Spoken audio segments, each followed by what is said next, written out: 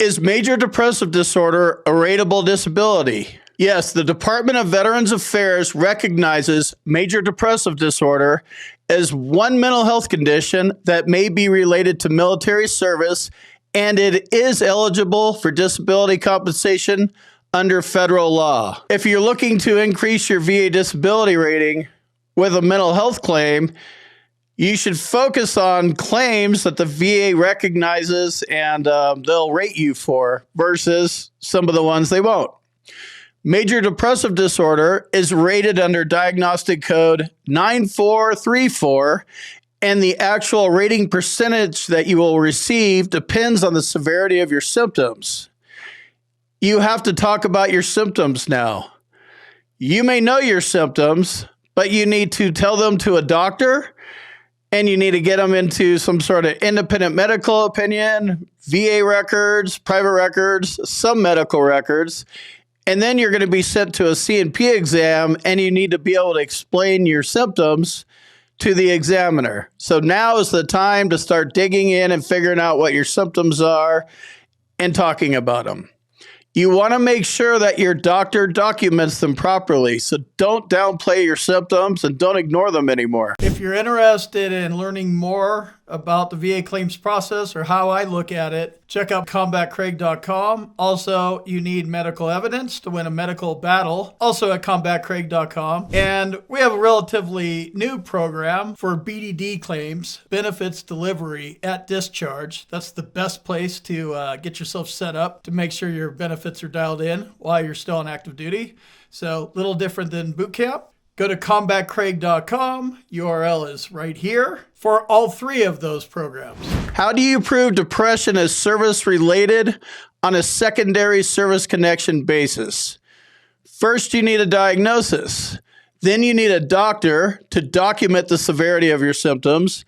And then you need a nexus that links your depression to one of your service-connected disabilities. A secondary service connection claim means that your depression is related to another service-connected medical condition.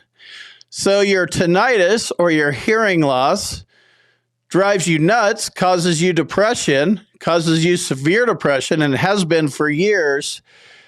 You need a doctor to explain that your service-connected hearing loss and or tinnitus is the cause of that. You're not qualified to make that call. You can tell a doctor that, but you actually need a doctor to make that call for you in the form of an independent medical opinion or in medical records. It has to be in a medical record. You can't just pop up with this. An example of this is a veteran suffering from hearing loss or tinnitus that makes it difficult for them to work, converse with friends and family, and complete daily activities. A veteran must receive a medical diagnosis in order to receive benefits based on secondary service connection. Medical professionals must also provide evidence of the relationship between your current symptoms of depression and explain how it was caused or made worse by hearing loss or tinnitus. Those seem to be the examples I'm using here today. If you need medical evidence like a nexus or documenting your symptoms properly, go to our website, combatcraig.com, and it says medteam/nexus letters. Click on that link, fill out the form, boom, you're done. Where can veterans find doctors who write nexus letters for depression? If you've been seeking treatment for depression from the VA, then you want to make sure you have a diagnosis of major depressive disorder and your symptoms are properly documented. The symptoms that are going to be checked off on the DBQ when you go to your C&P exam. You can ask your VA psychologist if they will write you a VA Nexus letter describing the relationship between your depression, specifically your hearing loss and or tinnitus caused your depression. If your VA doctor objects and says it's a conflict of interest, then you're going to need to find an independent private physician. It has to be a qualified medical professional, and that's a board-certified psychologist, or a board certified psychiatrist. That's the kind of doctor you need. We have a relatively new program for BDD claims, benefits delivery at discharge. That's the best place to get yourself set up to make sure your benefits are dialed in while you're still on active duty. As I mentioned, you need a current diagnosis, you need current symptoms, and a nexus in order to win a secondary VA claim for depression. You need all three of these things. They're all equally important.